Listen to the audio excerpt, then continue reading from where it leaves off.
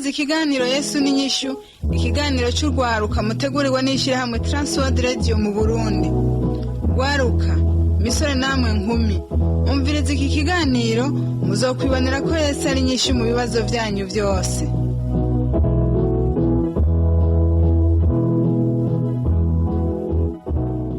Nshuti mugenzi, rwaruka musore nkumi, ndakuramukije amahoro y'umwami wacu Yesu Kristo abane nawe. Kaze muri kino kiganiro YESU n'INYISHU usanzwe utegurirwa n'ishyirahamwe TWR Radio mu Burundi, ukaba ugishikirizwa na Samuel Nsabimbona. No munsi turacari muri ya ntara ya Ruyigi, muri komine ya Gisuru, turi kw'ishengero rya Pentecote ry'Inyakabingo, aho dushishikara kuganira n'abapfasoni twari kumwe mu kiganiro giheruka, aho batubwira ingene Yesu yababereye inyishu.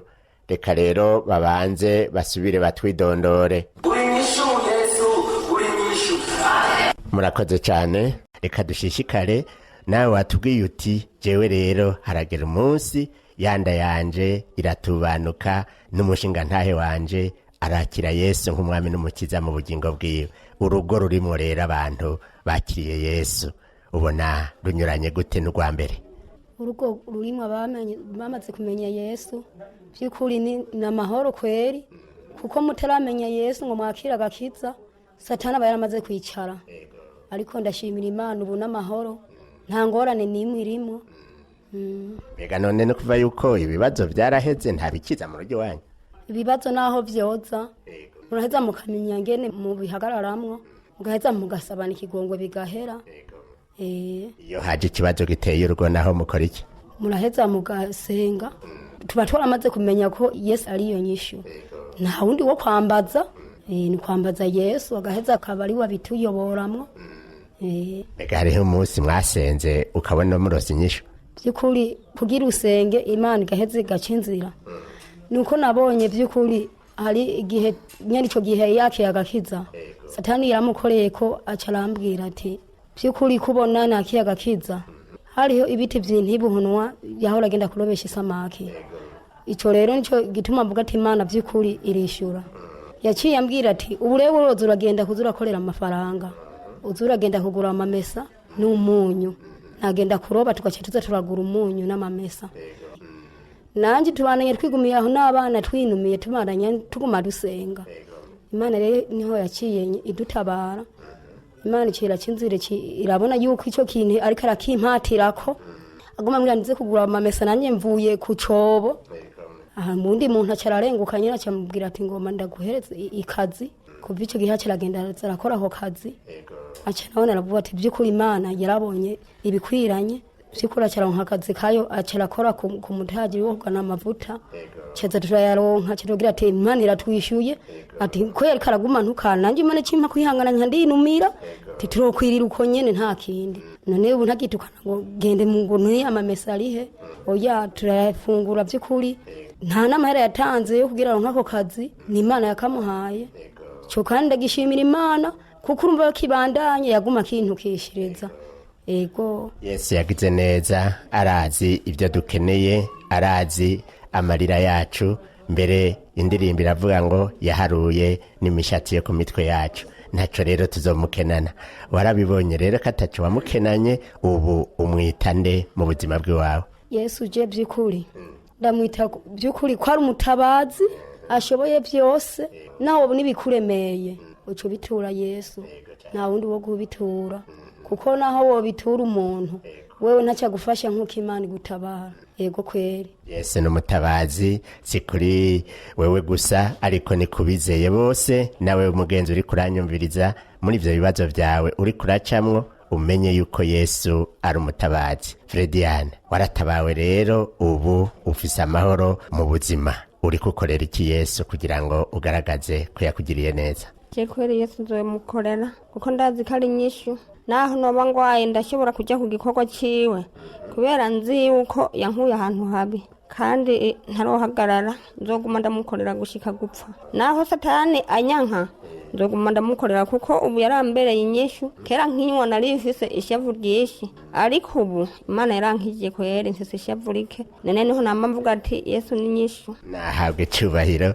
Urumva no mu ishavu byari byarateye umuntu, Yesu yinjiye ararigabanya mbere akarimara kugira ngo izina rya Yesu Kristo rishishikare rihabwe icyubahiro. Sindabizi kuri wowe Emmanueline, ukurikije intahe uhejeje gushinga, mbega hari ikindi uvuga uti iki sinogenda ntakibwiye abantu ko Yesu yakinkoreye? Ibyo nobwira abantu ku byo Yesu yankoreye ni byinshi rwose, sinoronka n'ukuntu ndabivuga.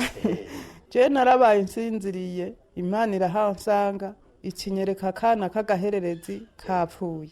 Nca mbona aba bose baza bashika aha nkahajya barira bavuga ati ngwewe kana karaho, nanje nca ndahabwa kuremeshwa. Nca mvuga ati nimureke kuririra umwana wanje ari muri paratizo ariko aradusengera. Nkumva nyene ndaremye nikanguye naciye nsenga kuko nyakana n'agahererezi. Nca ndavuga ati Mana byukura akana kanje warakampaye kandi nta mahera naguhaye kandi nta n'ikiguzi twavuze, none gamana hari icyo ntakoze kuri uyu mwana. Hama nca ndavuga ati none gamana ugomba nyene umutware kweri, urumva uwo bakwirikirana yari yapfuye, none rero nawe nagaherereze. Nca ndasenga ngize Mana wewe sindaguhariza kuco wifuza, atariko mugani kweri wari kukandekera kakabaho. Nca nongera ndasenga ngize Mana ukunyene umpaye kurema, namba bishitse uzompe kurema ukunyene. Kandi kweri Imana yaciye ibinkorera, iyo Mana iratwenza kweri. Haraciye iminsi rero tuba turi ngahanye, twari twicaye hanyene turiko turagabura mwishira hamwe. Hama rero burira nagiye mbona banzanira kakana kahiye kaguye kicaye mu gwarike kahiye kose. Hama rero kabamaze kukanzanira baca barampereza, yo kuraba umwana yageseye kabisa. Beshi abamubonye gusa kwarukurira, mugani kwa kuremeshwa kwanje nasaba Imana sinigeze numva ishavu kandi sinigeze mperereza n'amafuti.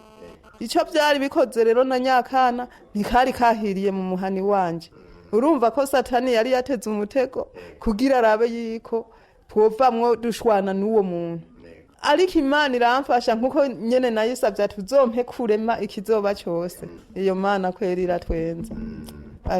Hanyuma rero abantu bamubonye akarira, hahandi nyene narota abantu baza bicara bicurikira, niho bashika bicara nyene abanyene bavuga ngo wewe mwana araho, ngo none ga yemwe ngahazokira. Yarakize ntagiye no kwa muganga kandi namugumije no muhira. Hanyuma uwo mwana rero amaze kugwara, Imana nayo novuga ati abamarayika bace bamutera umutimbisho. Sinigeze numva ngo umwana ari kararira ngo yahiye, kandi ubona ubushe iyo umwana hiye ararira hamwe ubura n'amahoro.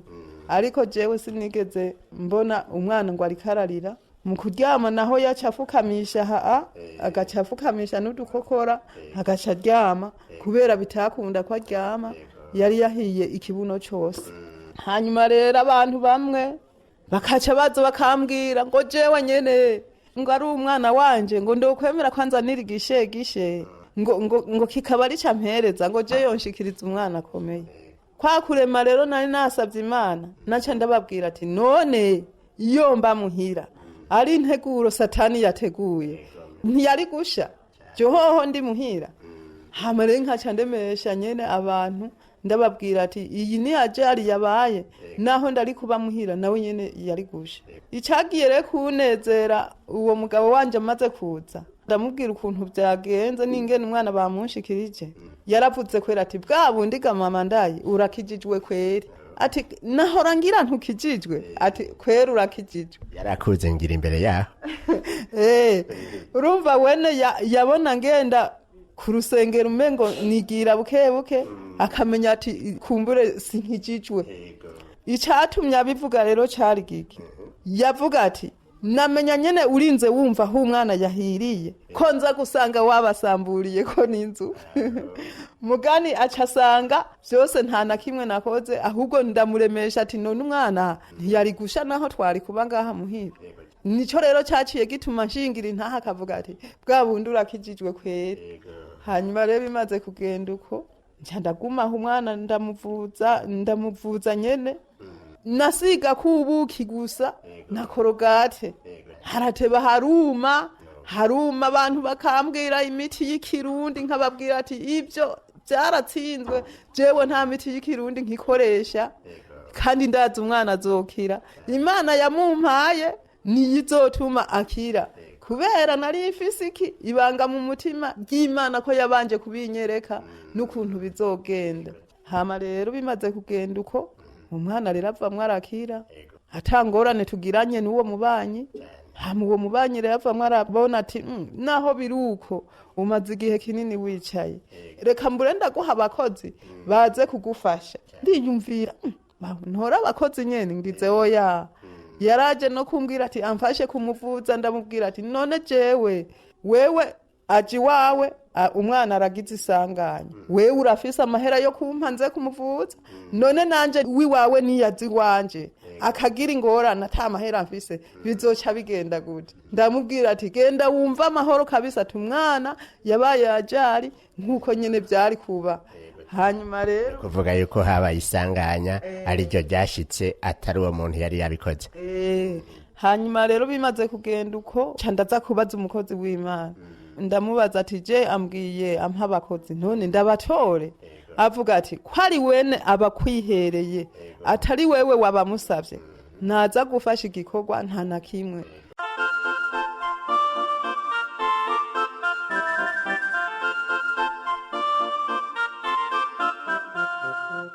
ingo n'imiryango kaza mu kiganiro c'ingo n'imiryango utegurirwa n'ishirahamwe TWR Radio y'u Burundi.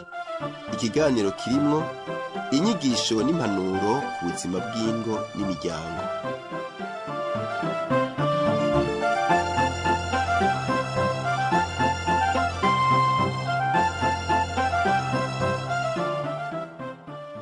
Ndaguhaye mwiriwe nshuti mugenzi mukozi wa kino kiganiro ingo n'imiryango utegurwa n'ishirahamwe TWR Radio y'u Burundi. Uri kumwe na Rodasman Akiza ndiko ndagushikiriza.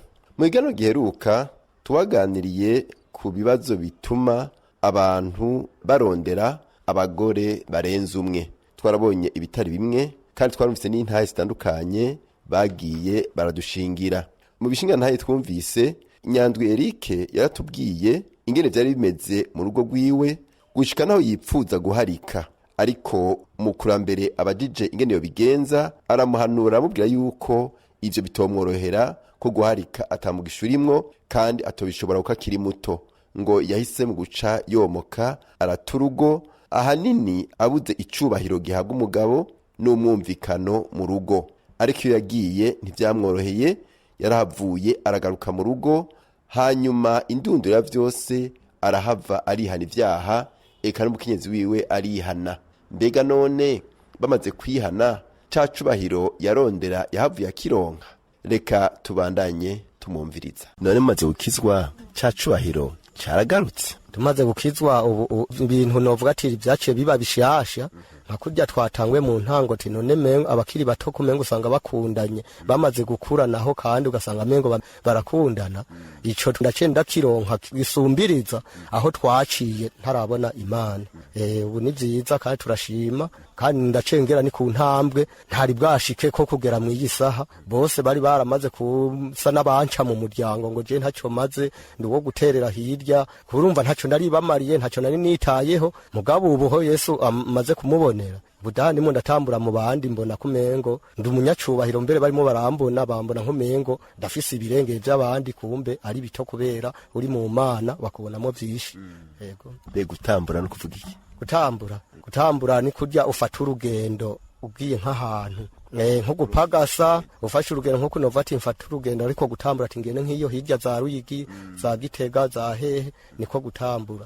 Murakoze cyane. None mwebwe mwumvise iyi ntaye y'umushinga ntaye Eric Nyandwi adushingiye, mwebwe hari ico muyongerako Esperance? Ego ibyo ariko aravuga nibyo, hari abakenyezi benshi baciye mu rugo baca bifata uko batari. Umugabo muha amategeko, harya abantu b'abagabo barakeneye icubahiro, barakeneye kwitabwaho kuko baragoye, bameze nk'abana batoya ndetse tubaharura nk'abana b'imyaka 2. Baragoye kuko urabamesera urabasasira, ibyo rero bamaze kutabibona baca bababara gose. Kandi suko babari banini mugabo kuko barayakuza irumva umufasha abaje kugufasha ku kintu nawe wari kurakora mugabo acakigufasha.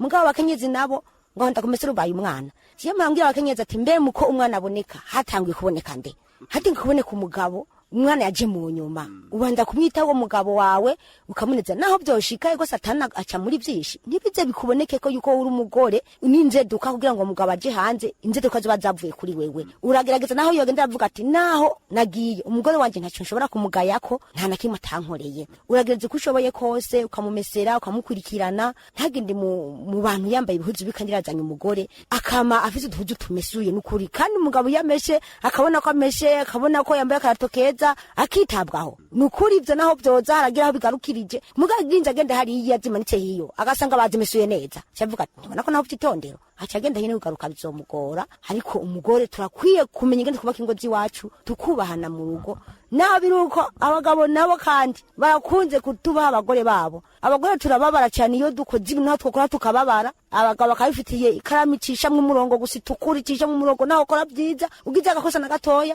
ngo navyo ndi wari wabyononye kandi nawe wari wabikoze neza. Umva hari igihe rero tusha tubabara ati none mu rugo ntibanshimira ntibagira gutukacu usanga umugore kare gukora nabi gatamenya Imana kukubera ntayashimiko n'umusi warimwe naho yo nereko nabi ntande kampore bamuhereza urumva ucumenga yene umuntu umucangero agenda usaba ibintu byinshi kugira ngo tumererwe neza mu rugo naho ko bana yo citara gutya kampore gusa karadutunga ntacyo bitwaye. Ego Inosa urabuvyumva bivuga ko iki byo bintu Esperance avutse? Ego kweri ivyo avuze umwanya umwe nivyo aravuze yuko kumbure usanga abagabo bameze nk'abana b'imyaka nk'ibiri.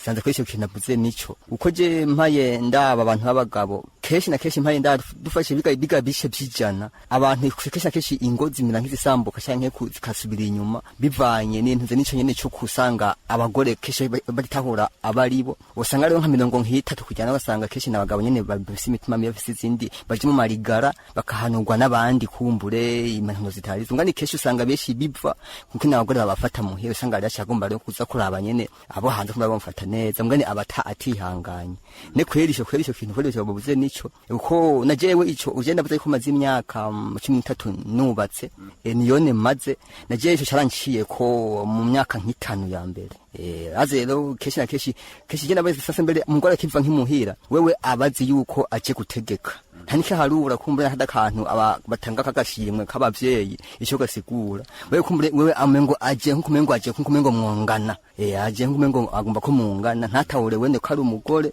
nawe uri umugabo kanatsinda nibiri ravuga yuko abagore kwambara igitambara bisigura yuko ari shokiro cy'abagabo agasanga rero nkagere mu ntango umugore ntiyagitahuye ico wamengo nyene kumbura kumare ni kunandengera mbere kuri naje kweri ndavye abantu benshi bari bahuye nizo ngorane je nagize benshi baraharise cyane bari ku mahanga kwegore ini waje. None we wagize ingorane zimeze gutega Inosa? Je mu ncama kare niyo nyene ko ndavuga iyo umugore kumbura gasanga ndiko namubwira ati we dukore kino ati je ntacyo wombwira nokora na kare unfashe na ndisubirira iwacu wasanga rero naho rero wasanga hamwe ndaramukubita cyane naho nkamengo no muhunga bivanye nuko kumengo sindamugonda canke sinamugonda ariko mu nyuma byaragiye kumbura arahava bazaramhana abakozi b'Imana naje bakampanira ati naho biruko naho numengo ntareka nataraje ku murongo neza ihangane canke naho neko sanga yakarumvira nyene by'abakozi b'Imana ngaruse gato iyo nk'abandi umuntu anywa inzoga shinka ntakijijwe je ndibaza urugo rwanje bagwasambutse mu myaka nk'itatu gusa ngo kubera gakiza budare buri wanene y'ijambo ry'Imana rirahanura yari mu ngoro y'Imana je muri narikaza nayo bafashe ingo kana ikintu yokora uzana yahandi ijambo ry'Imana ryamfashije nagiye wenda ndaze gusinjira inzi yomba ngeze ena impamvu ndavuga ati kumbure je nahanga n'abandi kumbure bahe n'ingorane nk'izo nahuye nazo ko kwihangana kandi bakegera Imana uko mpaye ndaba ini wacu abantu ingo nyinshi zisambuka cyangwa zimeze nabi ugiye ni mu ngo ziwabo usanga bamenye utangura n'amazi usanga keshi batumvikanye bataberaniye amakosa yabagiye agira bango bumvikana bimumvikana mwiza nk'uwa Kristo yego uno musi rero urugwawe urubona gute ico cawe urakifise arakubaha murahuza bimeze gute sawa ujere ngereranije niyo myaka 5 ya mbere kumumaze 13 ngereranije ubu aho ngeze ndabona yuko ari ikintu congeye ko cyane ubu ni sawa naho nyina takakashwa gucanga ni mu mitende utubona twiko biragenda naho bwo nta muntu yabaye yo kwishima ushoye kushika nk'iyo yabona twati aba naho biruko bafise umubano kumbure ubu bufise agace ku Kristo bivanye ngonije na mbere nk'abantu banzi ngaha mu kibanda ashaka kuma kuvota kuri cyo kiravuga nibyo kucyariye buraho cyane godasi ivyo ino savyo ucivuga kwiki urumva ngo iyo bitagenda neza mu myaka nk'itanu ya mbere 3 ya mbere ruba rwarasambutse ariko kubera ijambo ry'Imana ngo ruracubatswe bivuga kwiki ico no bivuga ko icavuze kirumvikana turavye ibisambura urugo n'ibintu bitandukanye turavye mu rugo rw'umuntu umukenyezi canke umugabo hatabaye ibiyago ikiganiro mu rugo urugo ntoteba gusambuka ariko haciye habaho ibiyago bakayaga hakabaho imbabazi hakabaho hagati Imana urugo ruca rurama ariko atabiganiro bihari urugo ntirurama kandi bituma umuntu arenga ibigo n'ibintu bitandukanye nk'aho mperereye hariho abagabo barenga ibigo iyo umukenyezi yibarutse urura rumwe akavyara bigeme gusa ntavyara abahungu kenshi umugabo arakunda guturuko akaja inyuma y'ibigo wagiye konda umwana w'umuhungu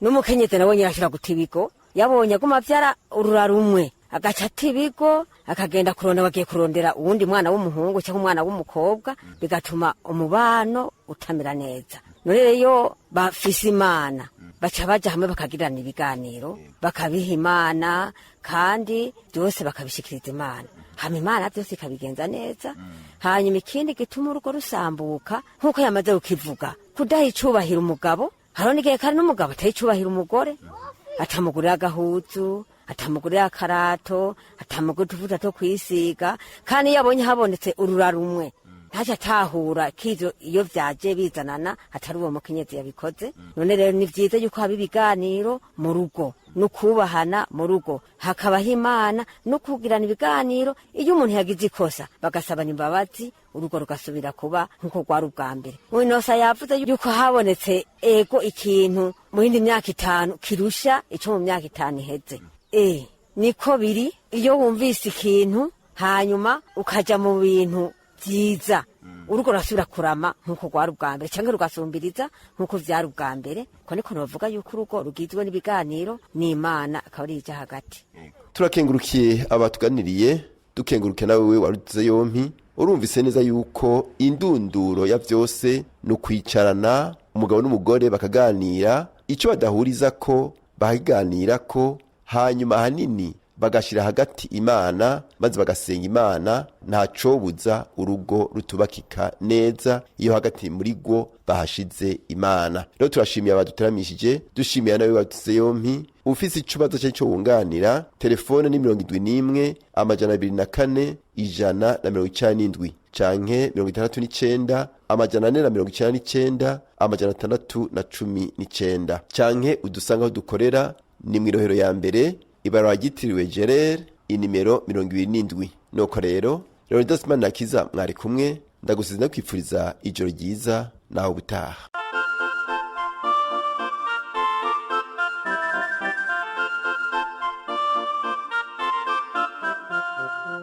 uhejeje gukurikira ikiganiro cingo n'imiryango ukaba ukeneye kutubaza canke kutwunganira urashobora kutwandikira ugasanduka makete 1140 Ibijumbura cyangwa dutelefona kuri telefone 22 24 26 57 mu mwanya w'amasaha y'akazi.